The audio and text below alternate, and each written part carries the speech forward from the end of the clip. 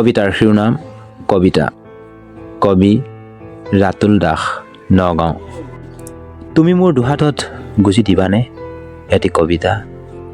দুখতো কবিতা, সুখতো কবিতা, আনন্দতো কবিতা, বিষাদতো কবিতা, যন্ত্ৰণাতো কবিতা, প্ৰতিবাদী কণ্ঠতো কবিতা, প্ৰেম ভালপোৱাতো কবিতা, সকলোতে কেৱল কবিতাই কবিতা।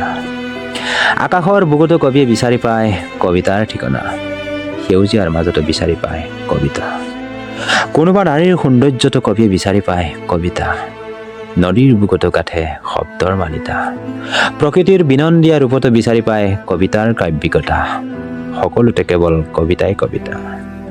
কবিতাই দিয়ে জীয়াই থকাৰ উশাহ, কবিতাই দিয়ে উৎসাহ, কবিতাই দিয়ে প্ৰেৰণাৰ মন্ত্ৰ, কবিতাই দিয়ে আন্ধাৰৰ বাটত পোহৰৰ সন্ধান আৰু সাহসৰ অস্ত্ৰ, সকলোতে কেৱল কবিতাই কবিতা।